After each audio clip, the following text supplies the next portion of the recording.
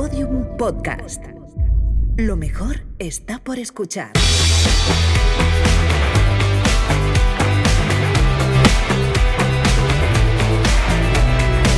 Hola, soy Mara Jiménez y esto es Humanidad Inconformista, un videopodcast de Médicos Sin Fronteras que pretende amplificar las voces que importan, conectar a personas con un propósito común y movilizar a la sociedad hacia un futuro más justo, solidario y humano.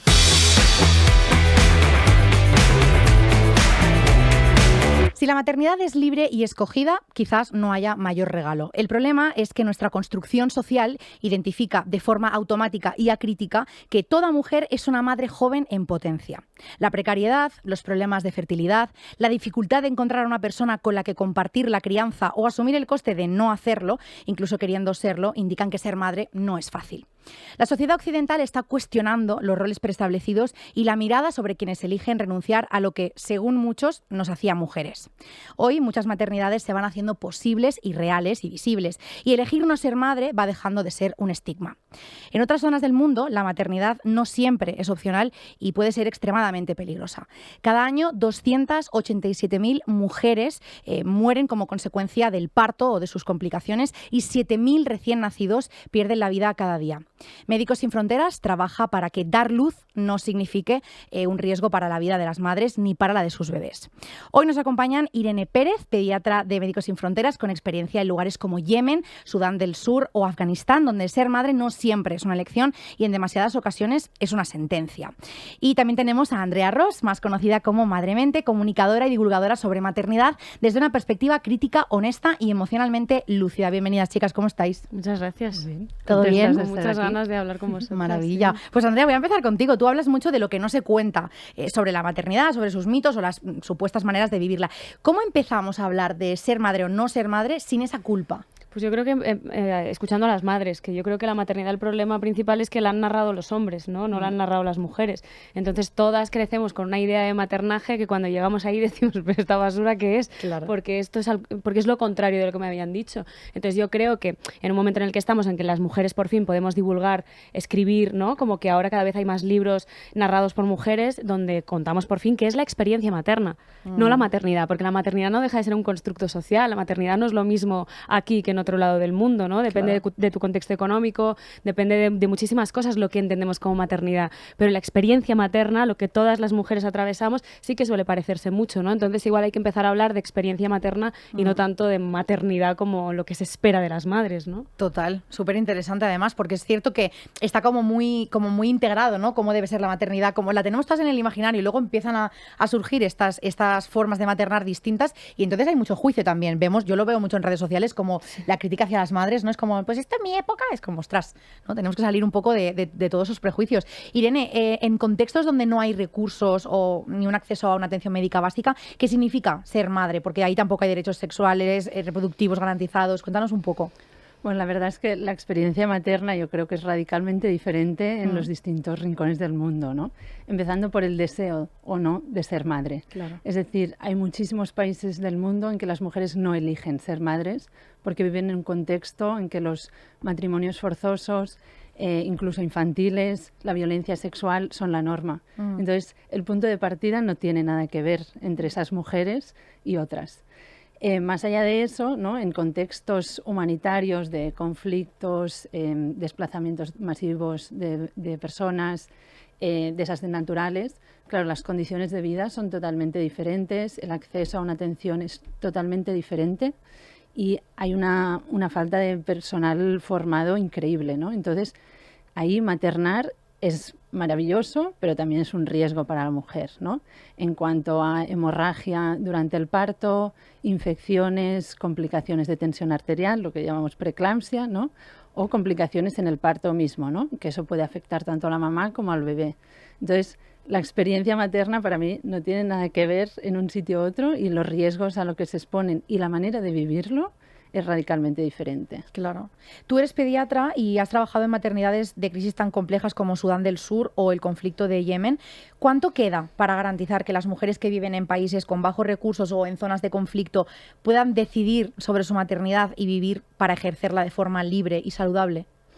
Pues la verdad que creo que queda un camino enorme, ¿no? Yeah. en un sentido sanitario, ¿no? de acceder a una atención de calidad, pues faltan profesionales, faltan medios, recursos y faltan hospitales, ¿no? Bueno, en estos conflictos pues se destruyen muchas infraestructuras, entre ellos hospitales y centros sanitarios. Pero además en esta carrera para asegurar una decisión o un bienestar de la mujer entran en juego pues las costumbres, la cultura, la política, las normas de esos sitios, ¿no? Y como decía, hay muchos de estos países en los que las mujeres no tienen poder de decisión. Es decir, la mujer en algunos países como Yemen o Afganistán, las mujeres no pueden salir a la calle solas, siempre los tiene que acompañar su marido, su hermano, su padre. Incluso cuando existe un problema en una cesárea o hay que hacer una intervención quirúrgica, ellas no pueden elegir sobre su propio cuerpo y es este hombre, esta figura masculina de su familia quien elige. Y eso tiene un coste para ellas y para sus bebés, ¿no? Y claro, yo lo cuento así, bueno, te pongo aquí la lista de cosas que pasan, ¿no? Pero como que no se entiende, pero es que eso son mujeres, ¿no? O sea, yo en mi primera misión en Yemen me despertaron una noche para atender una cesárea porque había una complicación con un bebé y bueno, me vestí corriendo, fui al hospital, tal, entré en el quirófano y la matrona estaba reanimando a la bebé y yo no sabía qué pasaba. Y le digo, ¿y qué ha pasado aquí? Me dice, no, es que esta mujer ha llegado en trabajo de parto y al poco me he identificado una complicación, un prolapso de cordón, que es una complicación muy severa tanto para la madre como para el bebé, pero su marido no nos autorizaba a hacer la cesárea. Entonces hemos tardado mucho en convencerle y finalmente llegaron a convencerle y se hizo la cesárea, pero ya era demasiado tarde. Entonces esa bebé no la pudimos reanimar y murió. Y esa señora, esa chica, que había gestado ese bebé durante 9 meses, se fue a su casa sin su bebé y con una cicatriz en el abdomen que la ponía en riesgo para todas las gestaciones que seguirán, ¿no? Entonces, quiero decir, a veces decimos, no tienen poder de decisión, pero es que, claro, el impacto es todo ese recorrido, ¿no? No es una frase, no es un número. Claro, sí que es fuerte, ¿no? Porque al final es como algo tan fuerte, ¿no? Como el dominio de tu propio cuerpo, ¿no? Y que al final, claro, eso que tú dices, estás gestando a tu bebé y saber que ni siquiera eso te pertenece. O sea, obviamente no te pertenece, que es un ser humano, pero ¿no? Si, ni siquiera esa decisión, ¿no? O esa toma de decisiones te corresponde. Y en ese caso que ponía en riesgo tanto a la mamá como al bebé. Claro. O sea, había 2 vidas en juego, Total. ¿no? Y ni ahí podía decidir esa mujer. Total. En el caso, por ejemplo, de los neonatos que justo comentabas o de esa mortalidad infantil, ¿qué cosas crees que hacen falta para garantizar que se pueda reducir la mortalidad o que se pueda dar mejor atención a los neonatos en estos contextos? Pues digamos que la salud neonatal está íntimamente ligada a la salud de sus madres mientras gestan, ¿no?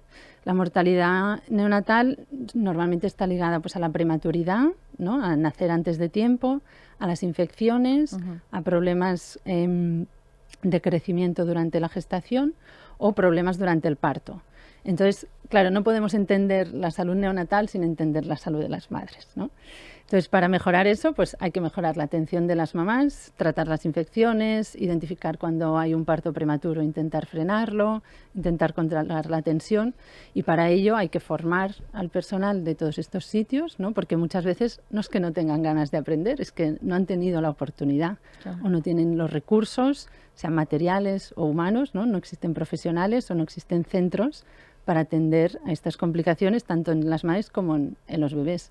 Y con estrategias súper simples de cuidados muy básicos podemos hacer un gran impacto en la salud de estos niños y sus madres. Qué bueno. No me he olvidado de ti, Andrea, ahora voy contigo. Pero es que quiero hacerle la última pregunta a Irene porque justo en estas zonas donde trabajáis con Médicos Sin Fronteras, ¿qué pasa con la libertad reproductiva o la planificación familiar? O sea, ¿vosotros tenéis algunos programas que garanticen eso o que lo faciliten? ¿Y qué sucede cuando una mujer que se ha quedado embarazada en una zona de conflicto decide abortar por su propia cuenta, por ejemplo? Pues es una pregunta muy interesante. Desde Médicos Sin Fronteras siempre abogamos por una planificación familiar, un control de la gestación y demás, pero es verdad que no siempre somos capaces de hacerlo porque nos encontramos con muchas barreras, pero nosotros ofrecemos estos servicios. Ya digo que depende mucho del país y demás hasta dónde podemos incidir o no. Y luego en cuanto a terminar una gestación, ¿no? Pues sin duda una mujer que quiere abortar va a encontrar la manera de hacerlo, ¿no? Entonces, si no lo encuentra de manera segura, medicalizada y demás, lo va a hacer de forma insegura, exponiéndose a unos riesgos, a unas complicaciones que incluso pueden ser la muerte, pero lo va a hacer. Claro. Claro, al final es eso, ¿no? Como no podemos tampoco, o sea, es como todo mucho más complejo, ¿no? Que al final que la toma de decisiones de abortar sin un apoyo médico viene, ¿no?, de una forma estructural en la que tampoco hay atención médica, en la que tampoco podemos... Bueno, y aquí, ¿cuánto creéis que hay de deseo propio y cuánto de mandato social en eso de querer ser madre?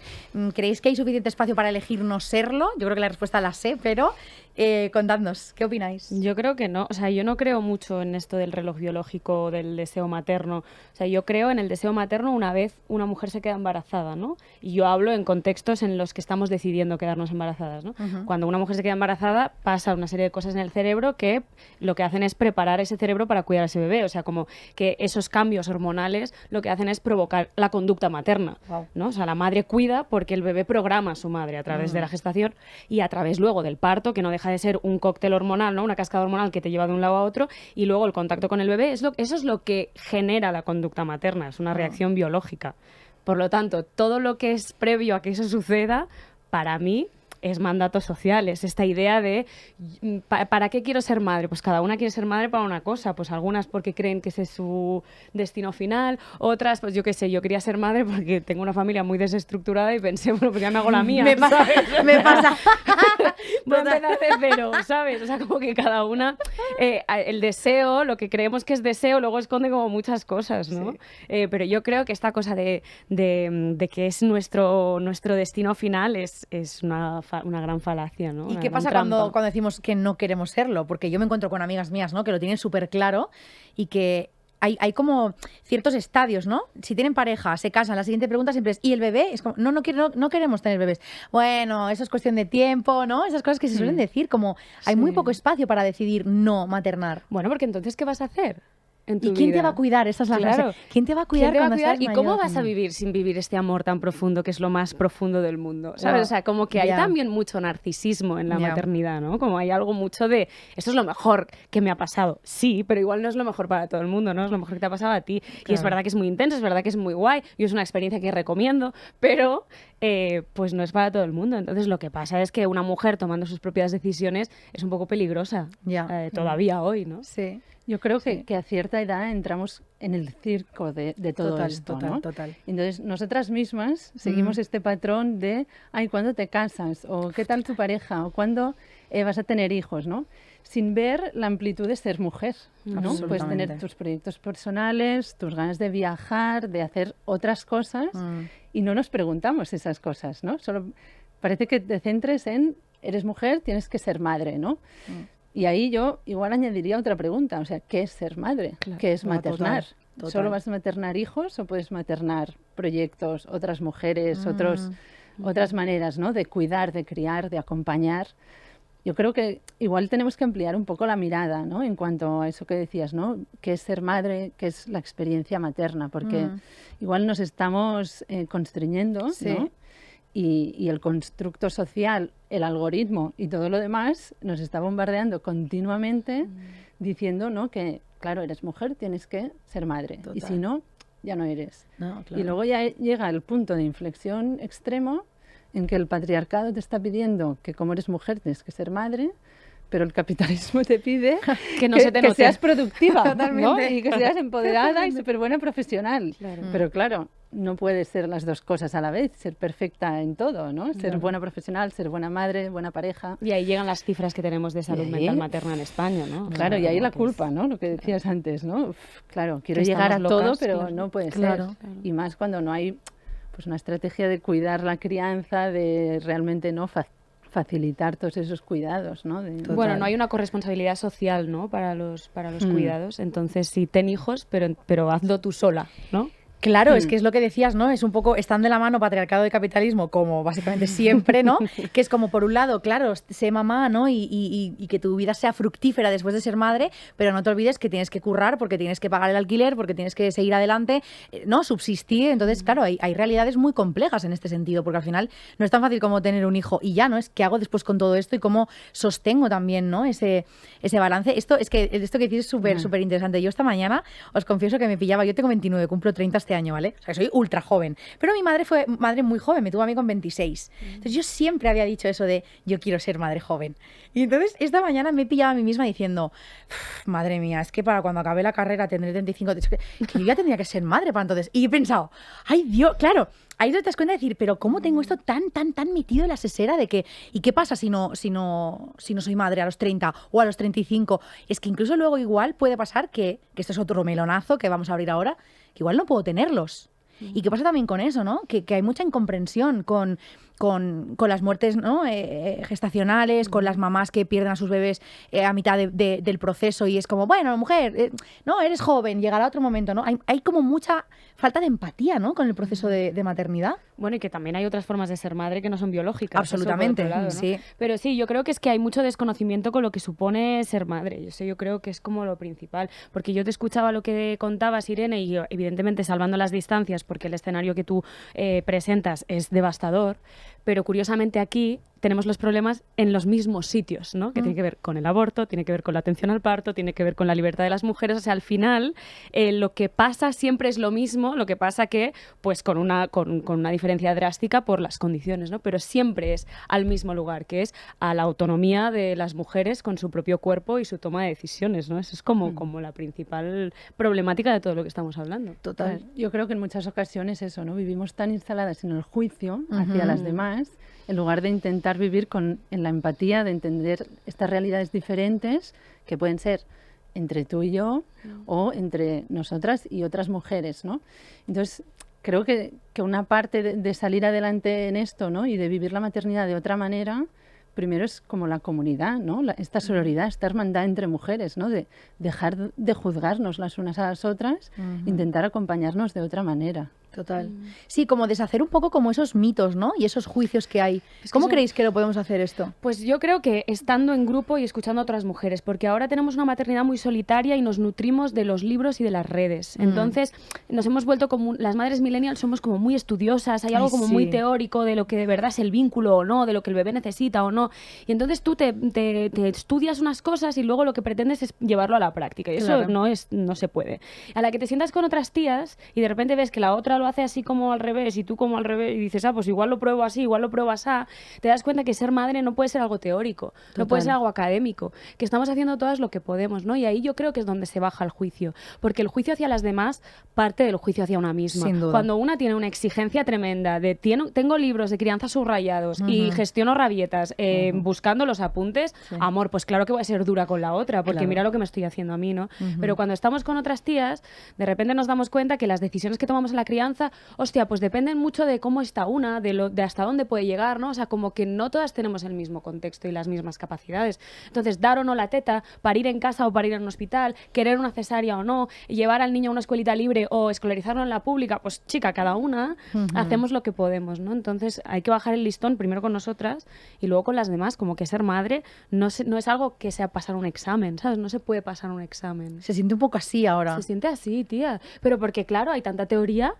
Ya, es que es O sea, fuerte si sabes eso, lo que es mejor para el bebé, ¿por qué no le das lo mejor para el bebé? Ya. Si la teta es lo mejor, ¿por qué no se la das? Ya. Hostia, pues por muchos motivos. Porque hay muchos muchos motivos motivos que llevan a una mujer a no dar el pecho. Entre ellos, haber vivido violencia sexual en la infancia. Por ejemplo. Claro, pero... amiga, ¿no? ¿Pero Claro. por qué no le das? Si es lo mejor. O sea, como que el problema de la sobreinformación es que nos lleva a una experiencia que es pura relación sea mental. Entonces ahí estamos más perdidas que un pulpo en un garaje. Entonces como estamos, no sabemos qué hacer. Totalmente. Sí, yo en eso creo totalmente y he vivido este cambio de paradigma, ¿no? O lo he contrapuesto mucho a raíz de viajar, ¿no? Y trabajar en contextos diferentes, ¿no? Yo me formé aquí como pediatra y, bueno, veía como una manera de maternar, pues así muy hegemónica, ¿no? Todo el mundo muy enfocado y tal, y muy individualista. Y a raíz de estar en otros contextos, sobre todo pues en Yemen, Afganistán, en Congo, recuerdo que ahí aprendí lo que era la sororidad, porque yo antes no entendía de qué iba esta movida, ¿no? No, la hermandad entre mujeres, tal, y digo, pero si aquí estamos compitiendo todo el día, o sea, ¿qué me dices de hermandad? Que no lo entiendo. Y estando ahí, en una sociedad en que constriñe tanto los derechos de las mujeres y las oprime tanto, es que al final, o sea, hay una ayuda, un hermanamiento entre ellas increíble, o sea, súper inspirador de decir, vale, es que era esto, ¿no? De ver a las enfermeras ayudando a las mamás ayudándose entre ellas a dar el pecho, no, mira, esto me ha pasado aquí. Y los cuidados colectivos, ¿no? Esta comunidad es que es fantástica, o sea, es que solo juntas saldremos de esta, Total. ¿sabes? Sí, porque justo no recuerdo en cuál de los episodios lo hablábamos también con un especialista de Médicos Sin Fronteras que hablaba justamente de esto, ¿no? De cómo le había impactado la sororidad, el ejemplo más grande de sororidad en contextos de conflicto, ¿no? De cómo las mujeres se unían entre ellas, ¿no? Para apoyarse, para tal. Y yo creo que en nuestro mundo occidental, al final, estamos como mucho más en el individualismo, ¿no? Y en eso, en señalar al otro, ¿no? Sin antes revisar qué es lo que realmente yo, ¿no? tengo para ofrecer o qué va a aportar lo que voy a hacer, ¿no? Si eso va a edificar o va a destruir lo que voy a decir, ¿no? Y es verdad que sí. Perdona. No, tranquila. Y a veces incluso en no confiar en las demás. Claro. Absolutamente. ¿No? O sea, yo hago lo mejor y tal, y solo yo sabré lo que es mejor para mi hija, ¿no? Y pues en otros sitios, claro, la experiencia materna es que de verdad no tiene comparación. Yo una vez estaba en Congo con mi compañera Catherine, que era una enfermera de neonatos, y estábamos dando como una charla sobre lactancia materna, ¿no? Enseñando un vídeo en Swahili y tal, y todas las mamás alrededor escuchando. Y cuando acabó, había un bebé por ahí que lloraba. Pues estábamos en la maternidad, había un bebé y Catherine le hizo así como un mimo y paró de llorar. Seguimos hablando, no sé qué, y de repente veo que Catherine coge a ese bebé y se lo pone al pecho. Y yo, Catherine, ¿pero es tu hijo? Y me dice, sí. Y dice, es que claro, yo vengo cada mañana y no tengo con quién dejar a mi hija. Y entonces la traigo aquí a la maternidad, la dejo con las mamás que están aquí y ellas me la cuidan cada día. Claro. Y cada día un grupo de mujeres desconocidas se encargaba de cuidar de su hija y ella confiaba plenamente. Y de no ser así, esta enfermera, que además era excelente, no podría haber hecho su trabajo y haber cuidado a otras bebés. Pero esto se activa muy rápido con las madres de aquí también. O sea, hay algo de la maternidad que conecta la empatía muy rápido, porque esto que estás narrando, esto en el Refugio de las Maras en Barcelona, yo lo veo. Yo aposté por construir un espacio donde pasara esto y esto sucede. Entras y confías, pero porque ya sabes que todas las personas que están dentro de ese lugar están predispuestas al cuidado colectivo y ahí es donde te relajas. Pero lo que quiero decir con esto es que si una cambia, la otra se pega y la otra se pega y la otra se pega y de repente hay como una ola de confiar en el cuidado colectivo, porque ahí tú también te atreves a dejar más a tu bebé, porque si no este individualismo de criar solas nos acaba llevando a este narcisismo también de un poco lo que decías de solo yo sé lo que es mejor para el bebé, solo yo puedo sostener su llanto y los demás sois todos fatales, no entendéis, ¿no? Y esto pasa luego, hay muchos conflictos de pareja, muchos conflictos con las madres, las suegras, tal, porque solo yo sé, porque yo me he leído libros, ¿no? Hay algo así. Sí, pero es verdad que nos faltan referentes, ¿no? De una crianza igual diferente, de una maternidad diferente, de... Bueno. Sí, yo creo que también venimos, o sea, creo que es pronto para... Yo hablo de aquí España, por ejemplo, y de mi realidad como mujer nacida aquí. Yo pienso que venimos de generaciones demasiado cercanas en las que, ¿no? Es como, creo que es muy difícil como dar un salto tan drástico. Porque al final venimos de posguerra, guerra civil, etcétera. Pues esto, una cosa como mucho más... Sacas hijos, ¿no? Crías hijos ahí, venga, tienes 9, 10, 11, 12, prácticamente como conejos, y es como los vas teniendo por ahí, uno en cada lado, ¿no? Mi abuela el otro día me contaba que ellos eran nómadas porque estaban huyendo de no sé qué, entonces iban teniendo un hijo, pues su madre, pues uno en Écija, otro en no sé dónde, ¿no? Entonces creo que es como muy pronto como para igual romper tanto, ¿no? Y creo que ahí es donde está la resistencia. Yo noto muchas resistencias cuando veo, no soy madre, pero observo mucho, ¿no? Y veo ese juicio hacia las madres, sobre todo que comparten contenido, o que hablan de su experiencia, a lo mejor pues de crianza respetuosa o algo así, ¿no? Y pienso, claro, es que igual venimos de esa rigidez, y es lo que tú decías antes, ¿no? Asumir que otra persona lo puede hacer como mucho más flexible que yo, No, es que Me hace de espejo. claro, no lo puedo permitir. Entonces tengo que Claro. actuar con toda la ira del mundo Claro. como para mí esa estructura que no me la rompan, ¿no? Bueno, Un y que poco. también si hemos tenido una infancia pues un poco regular, porque nuestros padres pues hicieron lo que pudieron, pero igual pues era una crianza más dura, una cosa más autoritaria, muy tal, pues ahora estamos criando desde nuestra herida, entonces queremos hacerlo al revés. Totalmente. Entonces nos estamos pasando un poco de frenada, porque entonces ahora no les decimos que no a los niños, Claro. nunca para nada, ¿no? Entonces ellos se vuelven muy tiranos, o sea, estamos educando generaciones de niños narcisistas, muy heavy, niños que no pueden lidiar con la frustración, y esto viene porque primero hemos tenido un tema nosotras, ¿no? Si estuviéramos más juntas, todo esto sería mucho más sencillo, porque no te piensas tanto, no te das tanta importancia Claro. cuando estás rodeada de otras mujeres y estás escuchando a las demás y aprendes de crianza con ellas, ¿no? Y no de los libros, ahí es como la gran diferencia. Total. En tu caso, por ejemplo, Andrea, ¿cómo ha cambiado tu forma de ver la maternidad desde que empezaste a hablar públicamente de ella? Es que yo creo que no para de cambiar, tía, porque es que va con el proceso que tú vives como madre. Claro. Yo cuando fui madre era esto que estoy narrando, tía. O sea, yo leí mucho, estudié mucho, era muy joven y entonces también me sentía como esta cosa inmortal, ¿no? Ya. Yo fui madre a los 24 y aún te sientes un poco como que no te vas a morir Claro. nunca, ¿no? Había algo de narcisismo en plan, jo, qué lista soy, mira qué bien lo hago, mira cómo sostengo, mira, ¿no? Y no dejaba que nadie estuviera porque yo era lo que verdaderamente importaba, ¿no?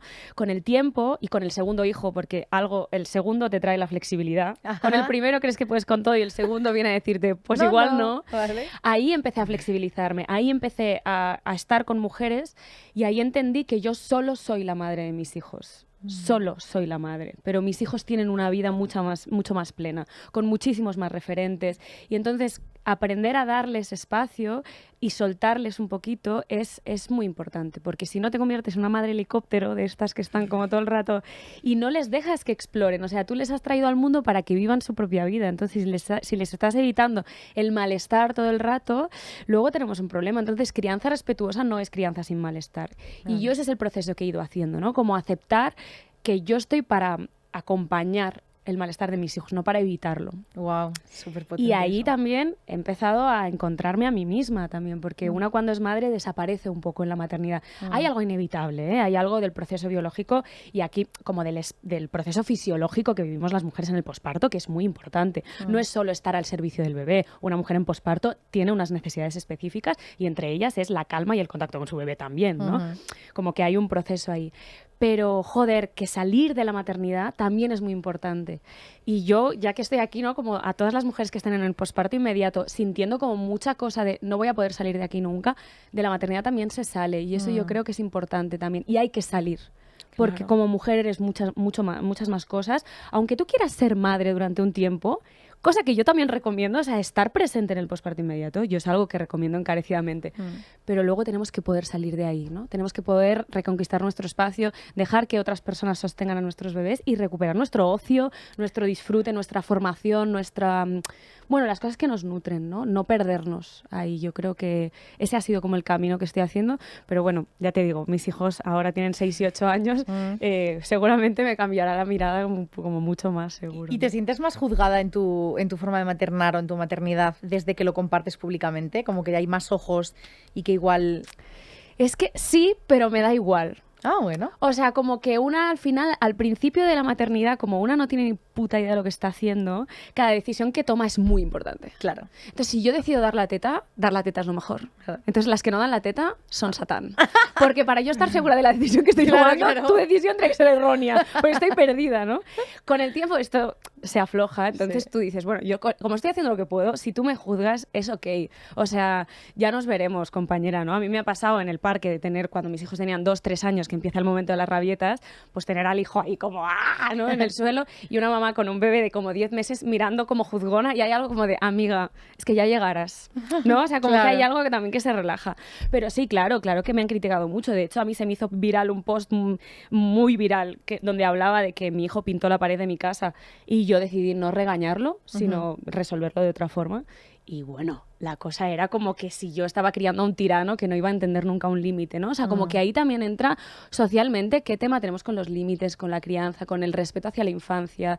Es que se abren como muchas cosas, ¿sabes? Sí, porque además yo creo que estamos en un momento, bueno, en un sistema como muy adultocentrista. Y esta cosa como de los niños no se enteran, nada da igual porque los niños no saben. Y es como que apartamos completamente la mirada de los procesos que ellos y ellas viven. O sea, que la infancia produce, ¿no? Y que tienen mucho que aportar y tienen mucho que decir y que como adultos no podemos perder el foco de ahí. Y yo creo que esto es lo que pasa un poco, ¿no? Que de pronto es como, nos da miedo como que los niños ocupen nuestro lugar, pero es absurdo pensarlo. Tú siempre vas a ser adulta y vas a tener las herramientas, pero yo noto mucho esto, que con el tema de las crianzas, ¿no? y de estas formas a lo mejor pues más actuales de criar, este rechazo que se genera, creo de verdad que tiene mucho que ver con esto, me da miedo como que perder mi posición, mi estatus, mi ego, ¿no? Es como de, no, el niño me tiene que respetar porque para hacerme respetar tengo que colocarme desde aquí. Y eso me da pena porque es lo que luego genera pues niños con mogollón de problemas de comportamiento también, con miedo hacia los adultos de referencia. Entonces es súper curioso. O sea, es como bueno, como que hay mucha curioso. niñofobia, ¿sabes? Totalmente. Como literal, los menores son el único colectivo en el mundo que tiene prohibida la entrada en tantos sitios. O sea, los niños no caben en el mundo. Hemos normalizado que haya un colectivo que no puede entrar a los espacios. O sea, tú puedes abrir un hotel en el que no dejas entrar niños y está ok. Claro. Prueba a hacer eso con otro colectivo. Ya.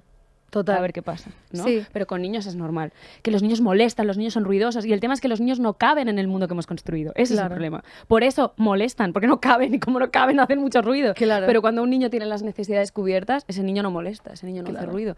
Entonces, claro, yo creo que hay que entender socialmente que la infancia es determinante para la vida de cada uno, ¿no? Entonces, vivir la infancia con respeto y con ternura, yo creo que ese debería ser como el objetivo de la sociedad, entender que nos corresponde a todos, ¿no? Yo siempre hago la broma de, bueno, si quieres que mi hijo te pague la pensión, vas a tener que poner de tu parte, ¿no? Claro. O sea, como te quiero decir, que hay algo como colectivo en el cuidado de la infancia, pero estamos muy lejos de entenderlo, también te lo digo. Ya. Sí, los niños son muy monos hasta que lloran en el avión, ¿no? Y de golpe es como, niños, ¿no? Y pienso, joder, claro, es que son niños, es que luego se sabe mal, ves a madres y a padres súper apurados de, qué vergüenza estar... Y es, bueno, ¿no? Es un momento estresante para el niño, la niña, es un momento nuevo, ¿no? Es muy triste. Oye, ¿creéis que criamos como somos criadas? O lo que tú decías antes, que tenemos como la opción de hacerlo completamente al contrario para no repetir patrón. Yo creo que no podemos como súper generalizar porque a cada una... Pero bueno, voy a decir algo así como medio generalizado de lo que yo veo. Yo creo que queremos hacerlo distinto, pero no sabemos. Claro. Entonces, lo que sabemos es cómo lo hicieron. Entonces, tú te lees el libro y quieres hacerlo bien y a la tercera te sale tu madre por la boca, ¿no? Entonces, como que yo creo que somos una generación de paso, ¿no? Entre cómo lo hicieron y cómo queremos. Entonces, estamos ahí como, madre mía, yo me levanto que soy María Montessori y termino que soy mi madre en su peor momento del día, ¿no? Como que... Y intento ser como muy compasiva conmigo. Claro. Mira, si tu madre te pegaba y tú no pegas, chica, ya es un 10. Muy esto bien. es un 10. Sí. O sea, si tú solo pegas gritos, pues eso que te llevas, ¿no? Sí. Entonces yo creo que criamos así, criamos sabiendo lo que hemos aprendido, pero queriendo aprender otra cosa. Entonces ahí andamos como haciendo malabares. Totalmente. Haciendo lo que podemos. O sea, y al final creo que es que hacemos lo que podemos siempre, ya está. Sin Y duda. una madre aquí en cualquier sitio, ¿no? O sea, en lugar de juzgar, pues entender que estamos todas intentando salir adelante. Total. En contextos, por ejemplo, donde has estado tú, Irene, ¿cómo es esa maternidad? ¿Crees que sí que ahí sí se repite el criar como somos criadas o que ahí puede haber esa conciencia de romper algún patrón? ¿Cómo suele ser? Creo que igual se le da menos vueltas al Claro, asunto porque hay otras Oh, prioridades. efectivamente, claro. Entonces, creo firmemente que se hace como se puede y con todo el cariño y el cuidado que una puede dar. Pero es verdad que si no tienes unas necesidades básicas cubiertas, ¿no? Un acceso al agua, a la luz, no vives en un sitio medianamente higiénico, estás viviendo en una tienda de campaña, no hay un hospital cerca, pues claro, igual esa no es tu cuestión princeps, ¿no? Igual tienes otras prioridades y otras cosas que le van a dar bienestar a tu hijo, ¿no? Igual vas a priorizar, pues eso, que cuando se ponga enfermo pueda ir y le atiendan, que coma medianamente bien y que no beba agua no salubre, ¿no? Sí, no potable o así. Claro, totalmente. Chicas, ¿qué creéis que haría falta para que ser madre fuera siempre una elección libre y segura? Vamos a hablar primero de aquí y luego volvemos a otros contextos para también amplificar un poquito la mirada. Yo creo que aquí lo que falta es educación sexual, educación maternal, educación menstrual. O sea, falta un poco como de saber qué son los procesos fisiológicos. Eso como para empezar, yo creo. Y luego, bueno, pues habría que cambiar un poco lo que viene después, lo que viene a nivel social, porque una elige ser madre queriendo ser madre y luego se encuentra con todo al revés, ¿no? O sea, como una sociedad que no te deja serlo. Entonces, claro, igual así no quería. O sea, quiero, pero cuando llego aquí me lo estáis poniendo todo en contra. Entonces, claro, sí falta un poco de educación para que sepamos qué es la experiencia, pero luego hace falta un trabajo desde las instituciones y desde la sociedad en su, ¿no? Como de hacerlo un poco distinto, de tener un poco más en cuenta como que los bebés y las madres y las criaturas, porque ya no son los bebés, también son los niños de 7, 8, 9, 15 años. ¿Dónde están esta gente? Claro. Pues si tú vas por la calle un día normal, no te encuentras un niño, pues está encerrado en el cole. Y del cole pasa a las extraescolares, y de las extraescolares pasa a casa con 2 padres completamente desquiciados del día que llevan, a gritos, con pantallas, tal. Entonces sí, yo quería ser madre, pero así igual no.